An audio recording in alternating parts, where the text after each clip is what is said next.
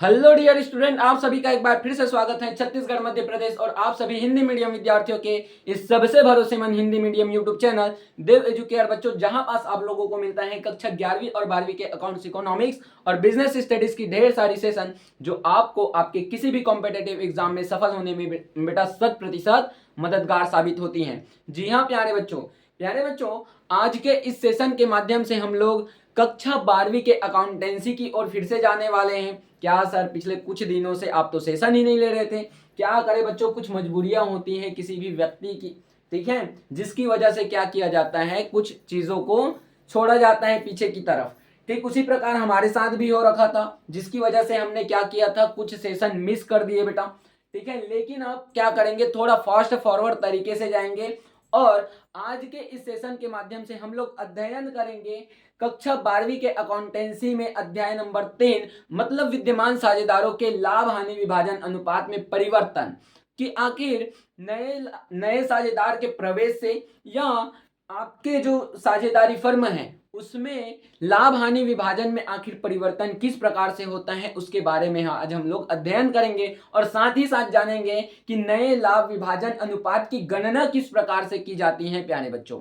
ठीक है, तो आइए चलते हैं आज के इस धमाकेदार सेशन की ओर, आज के इस जानदार सेशन की ओर, जो कि बहुत होने वाला है खास भैया, क्योंकि आज बहुत दिनों के बाद क्या किया जा रहा है, कक्षा 12वीं का कोई भी सेशन लिया जा रहा है आप लोगों के लिए। क्योंकि कमेंट्स के ऊपर कमेंट्स आ रहे थे कि सर क्या कर रहे हो आप, 12वीं का भी अकाउंट्स का जो सेशन है वो हमारे लिए अपलोड करिए। तो जी हाँ बच्चों, आज के इस सेशन के माध्यम से आप लोगों की वो भी ख्वाहिशें पूरी होंगी, क्योंकि मैंने जैसा कि पहले कहा कि कुछ मजबूरियां रहती हैं जिसकी वजह से क्या किया जाता है, कुछ चीजों को पीछे छोड़ा जाता है। ठीक उसी प्रकार से मेरे साथ हो रखा था, जिसमें मैंने क्या किया था, कुछ सेशन मिस कर दिए। लेकिन अब से आप लोगों को मैं वादा करता हूं भैया कि जो भी सेशंस होंगे वो बहुत फास्ट फॉरवर्ड तरीके से होंगे और आप लोगों को भी सारी चीजों को स्टेप बाय स्टेप समझाता जाऊंगा।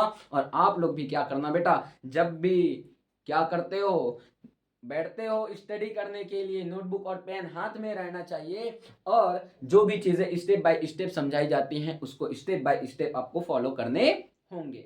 क्लियर है? तो आइए आज के इस धमाकेदार सेशन की ओर चलते हैं और जानते हैं कि विद्यमान साझेदारों के लाभ विभाजन अनुपात में परिवर्तन किन किन दशाओं में होता है, इसके बारे में बेटा। ठीक है, और साथ ही साथ जानेंगे कि आखिर लाभ अनुपात में विभाजन की जो गणना होती है वो किस प्रकार से की जाती है। तो आइए चलते हैं इस सेशन की ओर। ठीक है, सबसे पहले बोला गया प्यारे बच्चों, साझेदारी फर्म के पुनर्गठन का अर्थ। तो आइए देखते हैं कि आखिर साझेदारी फर्म का पुनर्गठन है क्या। तो बेटा मैं बता दूं, साझेदारी फर्म का पुनर्गठन है क्या, उससे पहले इसको बता देता हूं। ठीक है, कि क्या क्या लिखा है इसमें, उसके बाद मैं अपने तरीके से अपने शब्दों में आपको बयां करके बताऊंगा। ठीक है, तो आइए देखते हैं क्या बोला जा रहा है। साझेदारी वैध व्यवसाय को संचालित करने तथा उसके लाभों को बांटने का दो या दो से अधिक व्यक्तियों के बीच का एक अनुबंध या समझौता है। जैसा कि हमने क्या कर रखा है, पहले ही अध्याय में हमने साझेदारी के बारे में पढ़ा और साझेदारी के बारे में पढ़ने के तत्पश्चात हमको यह पता चला बच्चों कि साझेदारी क्या होता है कि दो या दो से अधिक व्यक्तियों के बीच का एक ऐसा संबंध होता है या एक ऐसा अनुबंध या समझौता होता है जिसमें उनके द्वारा किसी वैध व्यवसाय को संचालित किया जाता है और उनमें होने वाले लाभों को आपस में बांटने का कार्य किया जाता है। यही होता है ना? यही पास ये भी बताया गया, यही बताए गए हैं इस चीजों में। ठीक है, और बोला गया कि ऐसे अनुबंध या समझौते में परिवर्तन किया जाता है। अब क्या हुआ कि सपोज कीजिए आपने क्या किया, जैसे कि आप बेटा दो साझेदार हो, कौन कौन सर, राम मोहन। ठीक है, राम और मोहन क्या है, दो साझेदार हैं, हमने सपोज कर लिया, मान लिया। अब हुआ यूं कि उन्होंने कुछ समझौते किए थे कि हम भैया इस अनुपात में अपने लाभ हानि का विभाजन करेंगे, इस अनुपात में हम पूंजी में क्या देंगे, ब्याज देंगे, ऋण पर इतने परसेंट की ब्याज देंगे। ये सारी चीजें क्या की गई, अनुबंध किया गया, है ना, समझौता कर लिया गया। किनके द्वारा सर, राम मोहन के द्वारा बेटा। ठीक है, लेकिन हुआ यूं कि कुछ समय के तत्पश्चात हुआ क्या सर, तो उन्होंने क्या किया, उन अनुबंध में, उन समझौते में, जो उन्होंने अनुबंध या समझौता किया था बच्चों, उसमें क्या किया गया, कुछ परिवर्तन किया गया। क्या किया गया सर, कुछ परिवर्तन किया गया। ठीक है, और इसी साझेदारी फर्म का क्या कहते हैं, पुनर्गठन कहते हैं। और इसे ही क्या कहते हैं, साझेदारी फर्म का पुनर्गठन कहते हैं बच्चों। जब भी आप किसी साझेदारी फर्म में जो भी अनुबंध या समझौते होते हैं उसमें अगर किसी भी प्रकार से छेड़खानी करते हो, परिवर्तन करते हो, तो वही परिवर्तन की दशा जो होती है साझेदारी फर्म का पुनर्गठन कहलाती है बच्चों।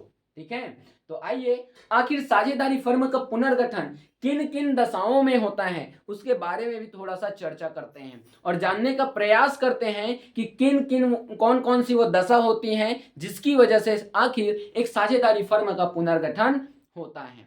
ठीक है, तो बोला जा रहा है बच्चों, विद्यमान साझेदारों के लाभ विभाजन अनुपात में परिवर्तन होने पर। अब जैसा कि मैंने बोला क्या कि आप राम और मोहन, हमने मान लिया था, सपोज कर लिया था कि राम और मोहन क्या है, एक फर्म में साझेदार हैं। अब उन्होंने क्या किया बेटा, अपने लाभ हानि विभाजन अनुपात में कुछ परिवर्तन कर दिए। तब उस परिस्थिति में क्या होगा सर, अरे भैया यही होगा ना, साझेदारी फर्म का पुनर्गठन हो जाएगा। क्यों, क्योंकि उन्होंने अपने अनुबंध या समझौते में कुछ परिवर्तन कर लिए बेटा। क्लियर है। नेक्स्ट क्या है सर, तो नेक्स्ट है बच्चा, नए साझेदार का फर्म में प्रवेश करने पर।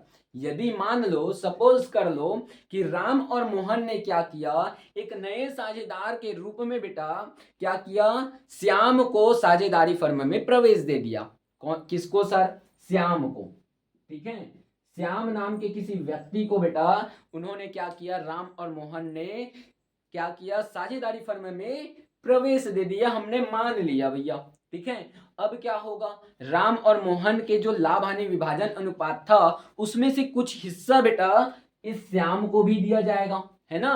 किसको दिया जाएगा सर, श्याम को भी दिया जाएगा। तो यहां पास भी लाभ हानि विभाजन अनुपात में क्या होगा, परिवर्तन होगा, अनुबंध में परिवर्तन होगा, समझौते में परिवर्तन होगा। कुछ समझौते के अकॉर्डिंग ही क्या किया जाएगा, श्याम को बेटा साझेदारी फर्म में प्रवेश दिया जाएगा। तो इस परिस्थिति में भी क्या होगा, साझेदारी फर्म का पुनर्गठन हो जाएगा। क्लियर है बच्चों। नेक्स्ट क्या है सर, बेटा है ये चीज कि किसी साझेदार के अवकाश ग्रहण करने पर। क्या बोला जा रहा है सर, अवकाश ग्रहण का तात्पर्य क्या है, तो आइए समझते हैं अच्छे से। जैसे कि हमने सपोज करा था, कौन कौन साझेदार है बेटा, राम, मोहन और, ठीक है, श्याम को उन्होंने क्या किया था, एक नए साझेदार के रूप में प्रवेश दिया था। अब हमने मान लिया कि राम, मोहन और श्याम क्या है बच्चों, एक फर्म में साझेदार हैं। अब ये तीन साझेदार हैं। पहले श्याम क्या कर रहा था, साझेदारी फर्म में प्रवेश कर रहा था। अब सपोज कीजिए कि श्याम का बेटा एज हो गया है 62 ईयर का।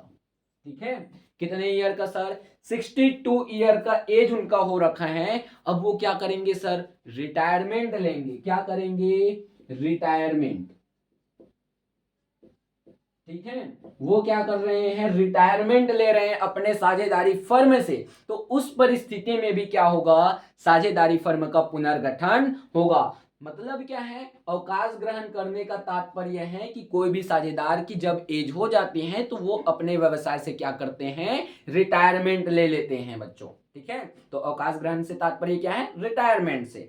रिटायरमेंट एक ऐसा शब्द है जिसको आसान भाषा में आप लोग इजिली समझ सकते हो। जैसे कि आप लोगों के प्रिंसिपल सर हो गए, ठीक है, जब उनकी एज हो जाती है, या कोई भी शिक्षक होते हैं जिनकी जब 62 ईयर की एज हो जाती है तब क्या किया जाता है, उनका रिटायरमेंट हो जाता है कि वे अब क्या करेंगे, नहीं पढ़ाने वाले, वे घर में बैठ करके आराम से क्या करेंगे भैया, कुछ मासिक वेतन उनको मिलता ही रहेगा। ठीक है, अब यहाँ ये जो श्याम है रिटायरमेंट ले लिए, तो श्याम के रिटायरमेंट के तत्पश्चात भी होगा क्या, साझेदारी फर्म का पुनर्गठन होगा। क्योंकि जो बचे हुए दो साझेदार हैं राम और मोहन, उनमें बेटा होगा यू कि लाभ हानि विभाजन अनुपात में कुछ परिवर्तन देखने को मिलेंगे, क्योंकि श्याम का हिस्सा दोनों में विभाजित कर दिया जाएगा।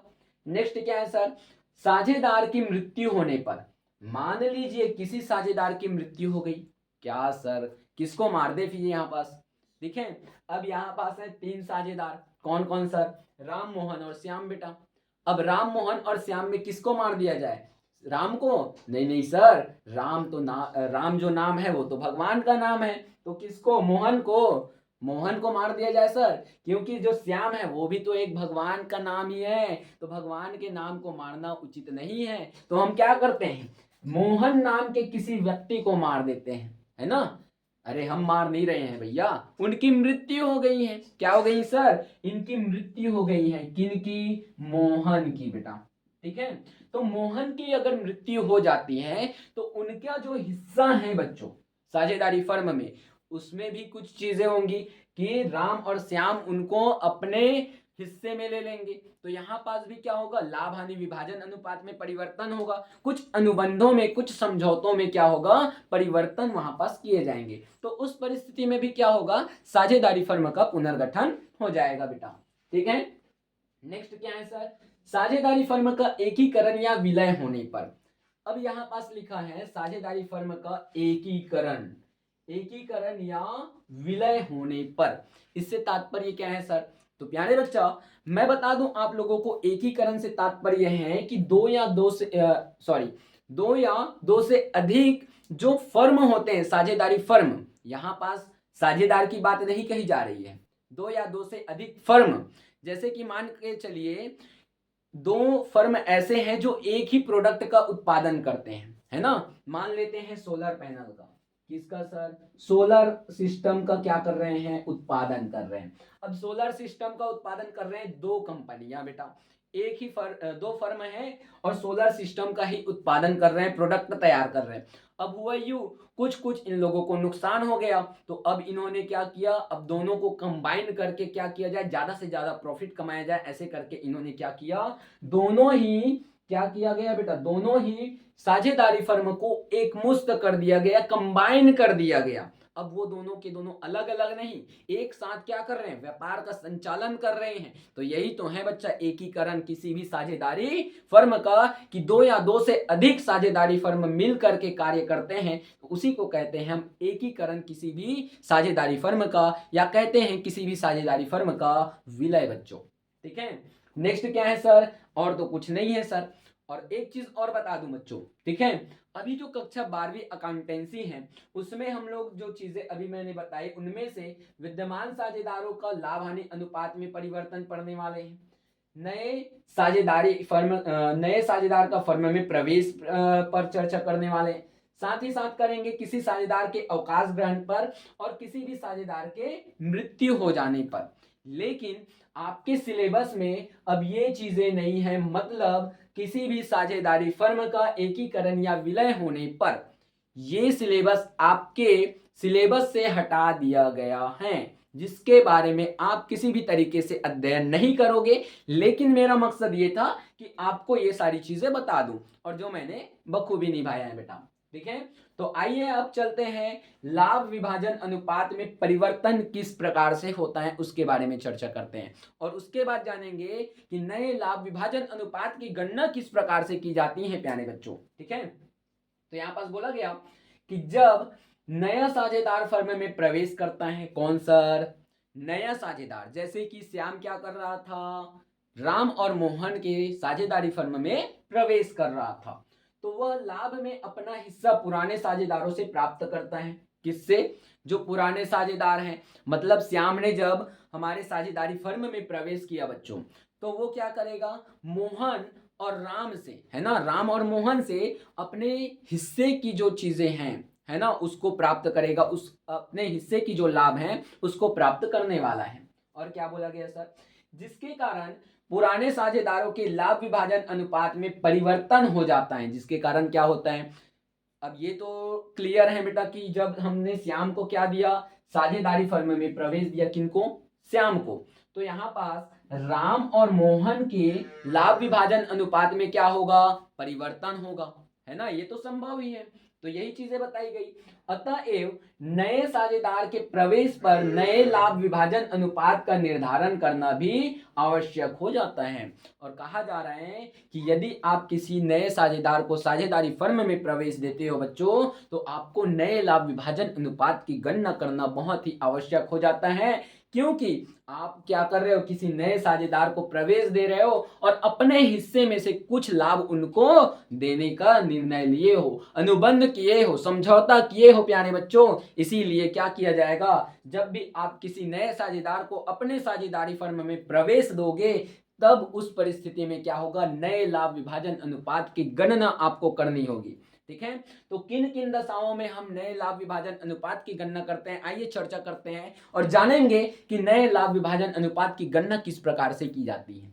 ठीक है, तो बोला गया बच्चों, वह अनुपात जिसमें सभी साझेदार नए साझेदार सहित, ठीक है, क्या बोला गया, वह अनुपात जिसमें सभी साझेदार, अब इसमें क्या है, नए साझेदार भी शामिल हैं, है ना, फर्म के भावी लाभों को बांटते हैं, नया लाभ विभाजन अनुपात कहलाता है।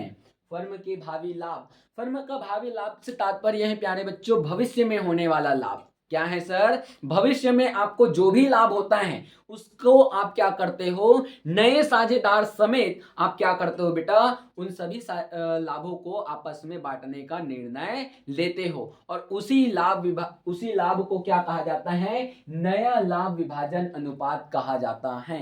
क्लियर है बच्चों, आइए अब एक एग्जाम्पल से समझते हैं। एग्जाम्पल नहीं सर, कौन कौन से वो बेस होंगे जिसकी मदद से हम क्या करेंगे, आखिर नए लाभ विभाजन अनुपात की गणना करेंगे। तो आइए चलते हैं पहले पॉइंट की ओर।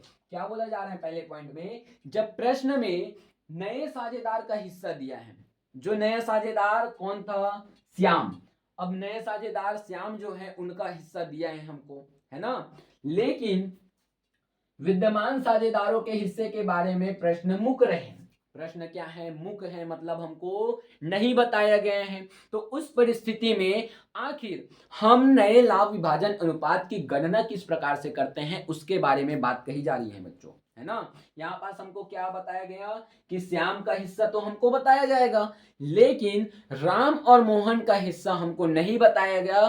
क्यों, क्योंकि भैया अगर प्रश्न में यही बोला गया कि जो विद्यमान साझेदार है उसका जो नया लाभ विभाजन अनुपात है वो मुक्त रहने वाला है, तो हम क्या करेंगे, उनकी गणना करेंगे। तो आइए एग्जाम्पल से समझते हैं। क्या बोला गया, एग्जाम्पल बोल दे रहे हैं कि रमेश और सुरेश, एग्जाम्पल में बोला जा रहा है क्या, रमेश और सुरेश नाम के दो व्यक्ति हैं बेटा।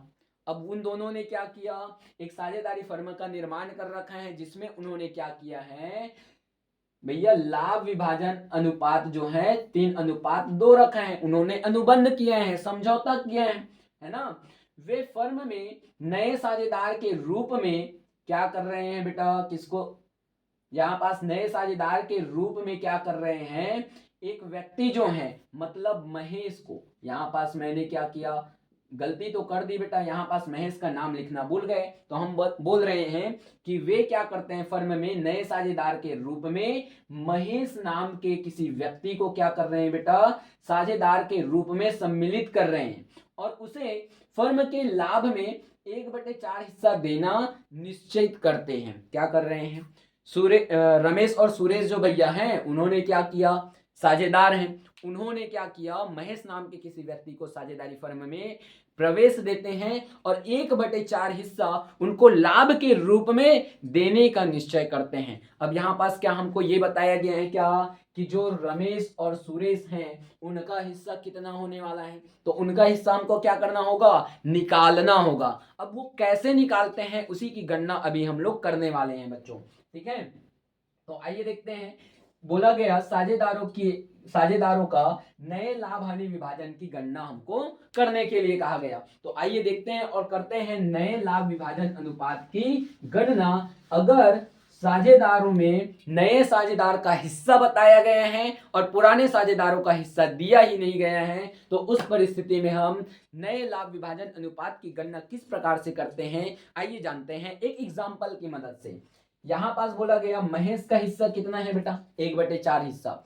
अब उन्होंने क्या किया, एक एग्जाम्पल की मदद से समझना, ठीक है। मान के चलिए आपकी मम्मी ने एक रोटी बनाया, क्या सर, मम्मी तो हर दिन रोटी बनाती हैं और एक नहीं सर 10 रोटियां बनाती हैं। अरे बुद्धू मान लो ना एक ही रोटी बनाई है, ठीक है, जो साझेदारी फर्म को दर्शाता है, किसको दर्शाता है सर, साझेदारी फर्म को दर्शाता है। अब क्या हुआ कि आपकी मम्मी ने एक रोटी बनाई और आप कितने भाई बहन हो, 4 भाई बहन हो, क्या हो, 4 भाई बहन हो। अब एक रोटी बनाई है, अब उसको क्या किया जाएगा, 4 हिस्सों में तब्दील किया जाएगा बेटा। कितने हिस्सों में बोलिए, 4 हिस्सों में तब्दील किया जाता है। और उस परिस्थिति में क्या हुआ कि हमने महेश को 1/4 हिस्सा, मतलब जो हमने एक रोटी हमारी मम्मी ने बनाई थी, किसने, रोटी किसने बनाई भैया, मम्मी ने, ठीक है, मम्मी ने एक रोटी बनाई। अब उसके हमने कितने हिस्से किए, 4 हिस्से किए सर। तो अब यहाँ पास 1/4 हिस्सा, मतलब 1 2 3 और ये 4। अब हमने क्या किया, एक रोटी था उसमें से 1/4 हिस्सा, मतलब ये वाला जो भाग था, है ना, उसको हमने किनको दे दिया, महेश को दे दिया। अब बचा कितना हिस्सा, बचा कितना हिस्सा बेटा, मतलब 1 2 और ये 3, मतलब 1/4 हिस्सा देने के बाद जो हमारे पास शेष बच जाता है रोटियों में हिस्सा, वो होता है 3/4 हिस्सा। ठीक है, 3/4 हिस्सा हमारे पास बचा हुआ है। अब यहाँ पास जैसे कि मैंने बोला 1/4 हिस्सा देने के बाद हमारे पास क्या बचा, 3/4 हिस्सा बचता है। जैसे कि अगर मैं कहूं एक हिस्सा था, इसके हमने कितने हिस्से कर दिए बेटा, 1/4 हिस्से किसको दे दिए, महेश को। हमारे पास बचा हिस्सा कितना है, 3/4। अब यहाँ पास होगा क्या, आप क्या करोगे, एक माइनस करोगे, 4 में कितना होता है बोलिए, 3। अब यहाँ 4 का 4, तो यहाँ पास भी वैसा हुआ जैसे कि हमने इस रोटी की मदद से आपको समझाया कि एक हिस्सा किसने ले गया भैया, महेश ने लेके चले गए। अब बचा कितना, 1 2 और ये 3, मतलब 3/4 हिस्सा, यही हुआ। ठीक है, अब शेष हिस्सा जो हमारे पास बचा है बच्चों, ठीक है, 3/4 हिस्सा। अब देखते हैं कि जो रमेश और सुरेश है उनका अनुपात कितना है। 3:2 के अनुपात में वो क्या करते हैं, अपने लाभ हानि विभाजन का अनुपात करने का उन्होंने निर्णय ले रखा है बेटा। क्या किया है सर, उन्होंने निर्णय लिया है कि 3:2 के अनुपात में हम क्या करेंगे, अपने लाभ हानि विभाजन का अनुपात करेंगे। अब क्या करेंगे, अगर हमें रमेश सुरेश और महेश का नया अनुपात की गणना करनी है तो इन्हीं में हमको कुछ जोड़ घटाने का कार्य करने पड़ेंगे। अब जोड़ घटाने नहीं सर, गुना कर लेते हैं। ठीक है, तो आइए देखते हैं रमेश का नया अनुपात कितना हो जाएगा। उनका बेटा जो अभी हिस्सा बचा है, ठीक है, एक फर्म का हिस्सा कितना बचा है, 3/4 हिस्सा। कितना हिस्सा बचा है, 3/4 हिस्सा बचा हुआ है। अब हमको क्या करना है, गुना कर देने हैं किसके साथ, जो उनका पुराना अनुपात है बेटा, मतलब 3:2। तो रमेश का हिस्सा कितना है, 3/5 हिस्सा। तो 3/5 हिस्से के साथ आप गुना कर दीजिए, आंसर आ जाएगा उनका जो नया अनुपात निकल करके आएगा वो।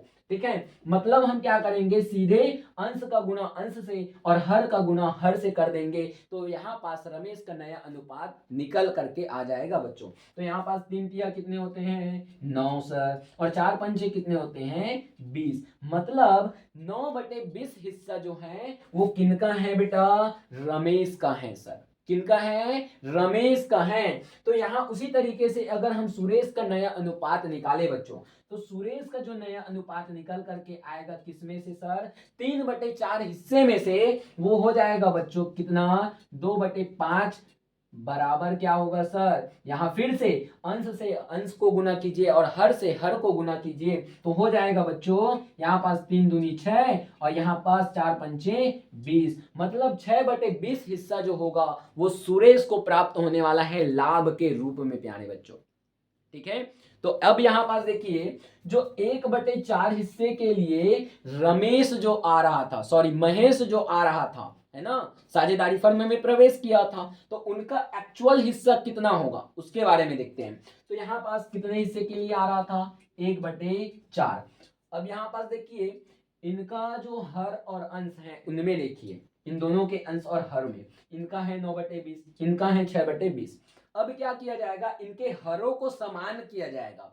तो हरों को समान करने के लिए क्या किया जाएगा, जिस संख्या से गुना हम हर को समान करने के लिए करेंगे उसी संख्या से हम गुना करेंगे अंश से भी बच्चों। ठीक है, तो यहां अगर मैं 4 का गुना किससे करूं कि हमारा हर 20 आ जाए, तो हम 5 से गुना कर देंगे तो हमारा जो हर है वो 20 आ जाएगा। मतलब कहीं ना कहीं अब हम क्या करेंगे, अंश का गुना भी 5 वाली संख्या से ही करेंगे जिस संख्या से हमने हर का गुना कर रखा है। तो यहाँ एक पंचे कितने होते हैं 5 सर, और 4 पंचे कितने होते हैं 20। मतलब यहाँ पास भी देखिए अब हमने क्या किया, महेश का भी हर हमने समान कर दिया। तो अब इनका जो नया अनुपात निकल करके आ जाएगा वो क्या हो जाएगा प्यारे बच्चों, कि भैया हमने देखा 9/20, यहाँ देखा 6/20 और यहाँ देखा 5/20। अगर हम क्या करें, इन हरों को काट दे, इन हरों को क्या कर दे सर, काट दे, तो बचा जो हिस्सा है अंश वो क्या निकल करके आएगा 9:6:5। मतलब जो हमने नया अनुपात की गणना करी बच्चों वो क्या निकल करके आया 9:6:5। क्लियर है। मतलब जो रमेश, सुरेश और महेश हैं उनका नया लाभ विभाजन अनुपात जो होगा वो 9:6:5 हो जाएगा। ठीक है बच्चों। तो आइए देखते हैं दूसरी परिस्थिति में आखिर नए लाभ विभाजन अनुपात की गणना किस प्रकार से की जाती है उसके बारे में। ये तो पहले था कि जब प्रश्न में किसके बारे में दिया गया है, नए साझेदार के हिस्से के बारे में दिया गया है, लेकिन पुराने साझेदारों के हिस्से के बारे में आपको जानकारी नहीं थी। लेकिन दूसरी दशा ये है कि भैया जब नए साझेदार अपने लाभ का हिस्सा क्या करता है, पुराने साझेदारों से किसी विशेष अनुपात में प्राप्त करता है, तो उस परिस्थिति में कौन सी, किस प्रकार से हम नए लाभ विभाजन अनुपात की गणना करते हैं उसके बारे में चर्चा करते हैं। तो आइए देखते हैं एग्जाम्पल बताया गया बच्चों, फिर से बोल रहा हूं। अब यहाँ क्या बोले जा रहे हैं कि जो नया साझेदार है वो अपने लाभ का हिस्सा क्या करेगा, पुराने साझेदारों से क्या करने वाला है, कुछ विशेष अंश के रूप में प्राप्त करने वाला है, कुछ विशेष अनुपात में प्राप्त करने वाला है। तो उस परिस्थिति में नए लाभ विभाजन अनुपात की गणना किस प्रकार से होगी उसके बारे में जानते हैं। तो बोला गया बच्चों कि यहाँ पास बोल रहे हैं कि अजय और विजय जो है साझेदार हैं। कौन कौन सर, अजय और विजय। ठीक है। वो लाभ हानि का बंटवारा क्या करते हैं 7:5 के अनुपात में करते हैं। किस अनुपात में सर, 7:5 के अनुपात में वो लाभ हानि को बांटने वाले साझेदार हैं। वे सुरेश को 1/6 हिस्से के लिए क्या करते हैं, नया साझेदार बनाते हैं। किनको साझेदार बना रहे हैं सर, सुरेश को। कितने हिस्से के लिए सर, तो 1/6 हिस्से के लिए। ठीक उसी प्रकार जैसे कि हमने यहाँ पास क्या किया था, एक रोटी का 4 हिस्सा किया था। अब क्या करेंगे, एक रोटी का 6 हिस्सा कर देंगे बेटा, है ना, यही चीजें होंगी ना। नेक्स्ट क्या बोला गया कि भैया नया साझेदार बनाया सुरेश को। अब सुरेश जो है 1/8 भाग अजय से प्राप्त करता है। कितना भाग सर, 1/8 भाग जो है अजय से प्राप्त करता है। किनसे, अजय से। और 1/24 भाग जो है वो विजय से प्राप्त करता है बच्चों। अब इस परिस्थिति में हमको बोला गया कि नए लाभ विभाजन अनुपात की गणना आप करिए। ठीक है। तो आइए हल करते हैं इसको भी, कौन सी बड़ी बात है ना। तो यहाँ पास बोला गया कि भैया अजय और विजय का जो पुराना अनुपात है वो क्या है 7:5। कितना है बेटा 7:5, जो विजय का, अजय और विजय का पुराना अनुपात है। अब इसमें से क्या हुआ कि 1/6 हिस्से के लिए उन्होंने क्या किया, सुरेश को साझेदारी फर्म में प्रवेश दिया। लेकिन 1/8 भाग जो है वो सुरेश जो है अजय से प्राप्त करेगा और 1/24 भाग जो है विजय से प्राप्त करेगा। क्लियर है बेटा। अब क्या कर देंगे, इनके हिस्सों में से माइनस कर देंगे बेटा, जो उनका पुराना अनुपात है अजय और विजय का, उनमें जो भाग वो त्याग करने वाले हैं किनके पक्ष में सर, सुरेश के पक्ष में, तो उनको बेटा हम माइनस कर देंगे। तब हमारे पास जो अनुपात निकल करके आएगा वो हो जाएगा अजय, विजय और सुरेश का नया लाभ विभाजन अनुपात। जी हाँ प्यारे बच्चों, यहाँ पास अजय का नया अनुपात क्या हो जाएगा, उनका पुराना अनुपात था 7/12, 7:5 था, 7 और 5 कितने होते हैं 12, तो 7/12 बेटा। माइनस कर दोगे आप किसको सर, जो भाग यहाँ पास सुरेश जो है अजय से प्राप्त कर रहे हैं, क्योंकि हम किसका हिस्सा निकाल रहे हैं, अजय का। तो 1/8 हिस्सा, कितना हिस्सा सर 1/8 हिस्सा। तो आइए देखते हैं कितना होता है। अब क्या करेंगे सर, अब यहाँ पास होगा बच्चों तिर्यक गुना। क्या होगा, तिर्यक गुना करोगे। आप क्या करोगे, इसका इसके साथ, इसका इसके साथ, इस प्रकार से आप गुना करने वाले। तो इसमें कुछ काटाफिटी कर लिया जाए थोड़ा सा, है ना। 4 से ये दोनों के दोनों संख्याएं कट जाएंगे। क्या यहाँ पास होता है 4 तिया 12 और यहाँ पास क्या हो जाएगा सर 4 दूनी 8, है ना, 4 से कट गया। अब हमको क्या होगा, तिर्यक गुणा करने में आसानी हो जाएगी बच्चों। 7 दूनी कितने होते हैं 14, माइनस का चिन्ह है इसलिए माइनस 3 एकम 3 बेटा। अब यहाँ पास अंश में क्या आ जाएगा सर, बटे में क्या आ जाएगा, यहाँ पास देखिए 12 बड़ा अंक क्या है तो 12 ही लिख दो, नो प्रॉब्लम, है ना, क्लियर है। आप अगर 12 और 8 का लघुत्तम समापवर्तक निकालते हो किस प्रकार से सर, ये लो निकाल करके दिखाते हैं। ये 12 और 8 दो से चला जाएगा बेटा, ठीक है, यहाँ 2 छक्के 12, 2 चौक 8, कितनी बार में जाएगा फिर से, 2 2 तिया 6 और 2 दूनी 4, फिर से 2 बार में, पहले 3 तो जाएगा नहीं तो 3 का 3 और 2 एकम 2। अब क्या होगा सर, यहाँ पास 3 से जाएगा सर, तो यहाँ पास फिर से देख लो बेटा कितना हो जाएगा, यहाँ पास हो जाएगा क्या आपका 3 एकम 3, कितना हो जाएगा लघुत्तम समापवर्तक, आइए देखते हैं। तो यहाँ पास हो जाएगा 2 गुणित 2, 2 गुणित 2 गुणित 2 गुणित 3।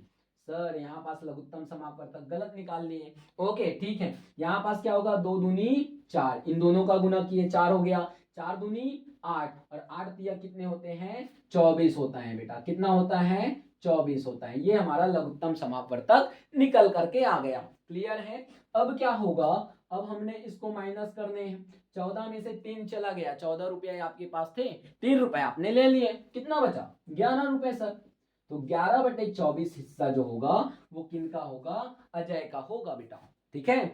उसी प्रकार से विजय का हिस्सा भी निकाल लेते हैं, किनका हिस्सा सर, विजय का हिस्सा भी निकाल लेते हैं। तो विजय का हिस्सा क्या कहेगा कि भैया हमारा जो अनुपात था, ठीक है, इधर लिख दे रहा हूं, ठीक, हमारा जो अनुपात था वो तो था 5/12, है ना, अब माइनस करने कितने 1/24 हो गया बेटा, कितना हिस्सा 1/24 हिस्सा।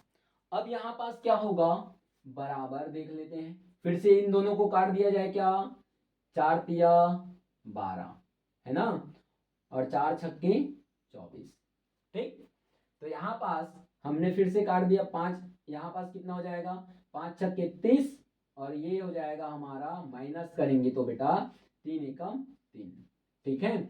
अब कितना हो जाएगा, फिर से 24 लिख दूं, फिर से, अब फिर से करके देख लो सर, एक बार फिर से करके देख लेते हैं आपके लिए, ठीक है, कोई दिक्कत नहीं है बेटा, ओके।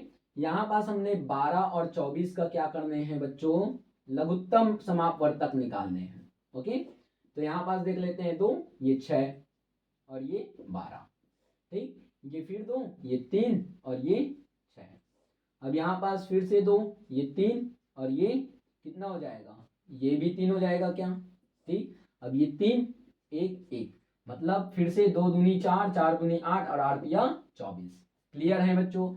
अब यहाँ कितना हो जाएगा, 30 में से 3 चला गया 27, 27 बटे कितना हो जाएगा बोलिए 24 सर, कितना हो जाएगा 27/24 हो जाएगा सर। अब बेटा सुरेश का हिस्सा हमारे पास बच गया कि सुरेश का जो नया अनुपात है वो कितना निकल करके आएगा। यहाँ पास हमने तो देख लिया अजय का अनुपात और विजय का अनुपात, अब सुरेश का अनुपात कितना निकलेगा उसको भी देख लिया जाए। अब सुरेश का जो अनुपात निकलेगा बच्चों, उनको हम क्या करेंगे, जोड़ देंगे बेटा, क्या करेंगे सर, उनको हम जोड़ देंगे कि कितना उनका अनुपात निकल करके आता है उसको जोड़ दिया जाएगा बच्चों, ठीक है। तो आइए देखते हैं कि आखिर किस प्रकार से उसको जोड़ा जाएगा, ठीक है। तो यहां पास होगा यू कि जो सुरेश जो है वो अजय से कितना हिस्सा प्राप्त कर रहे हैं 1/8 हिस्सा, ठीक, और विजय से कितना प्राप्त कर रहे हैं 1/24 हिस्सा, कितना हिस्सा 1/24 हिस्सा बेटा, ठीक है। अब यहां पास क्या किया जाएगा, यहां पास देख लेते हैं 4 दूनी कितने होते हैं 8, 4 दूनी कितने होते हैं 8, और यहां पास अगर मैं बोलूं, यहां पास अगर मैं छोटा कर दूं थोड़ा सा, ठीक है, कितना कर दे सर, छोटा कर दिया जाए 8 एकम 8 और 8 तिया 24, है ना, इसको छोटा कर दिया जाए 8 एकम 8 और 8 तिया 24, तो यहाँ अब तिर्यक गुना होगा यहाँ पास भी, ठीक है। तो 1 तिया कितने होते हैं 3 और प्लस करेंगे कितना 1 एकम 1 बेटा, बटे में क्या हो जाएगा, फिर से लघुत्तम समापवर्तक हो जाएगा 24 और 3+1 कितने होते हैं बच्चों?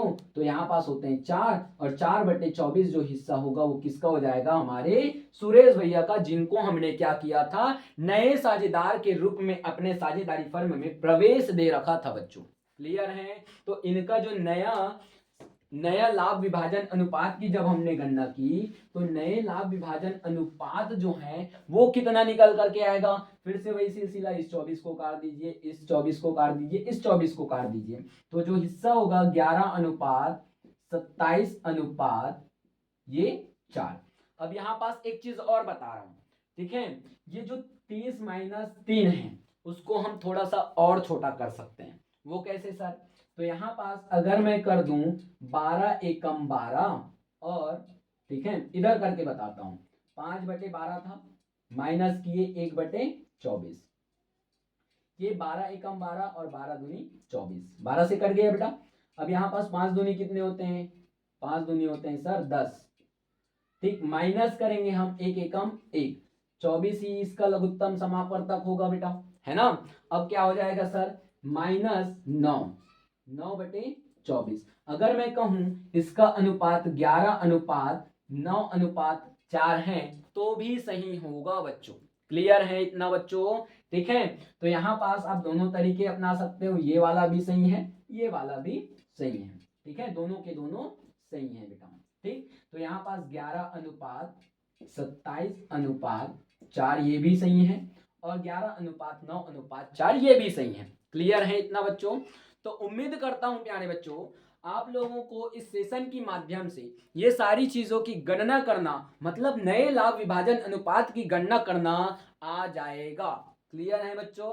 अब अगले सेशन के माध्यम से हम लोग एक और चीज, मतलब अगर कोई जो साझेदार नए साझेदार के रूप में हमारे साझेदारी फर्म में प्रवेश करता है, उसके पक्ष में क्या किया जाता है, जो पुराने साझेदार होते हैं उनके द्वारा कुछ विशेष अंश त्याग किया जाता है, उसके बारे में चर्चा करेंगे। और उसके बाद क्या करेंगे भैया, आखिर त्याग अनुपात क्या होता है उसके बारे में चर्चा करेंगे प्यारे बच्चों। ठीक है, तो आज के सेशन में बस इतना ही प्यारे बच्चों।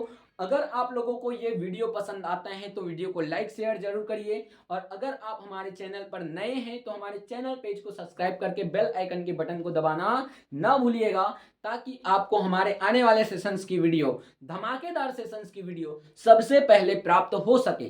तो मिलते हैं किसी अगले सेशन के माध्यम से, तब तक के लिए जय हिंद।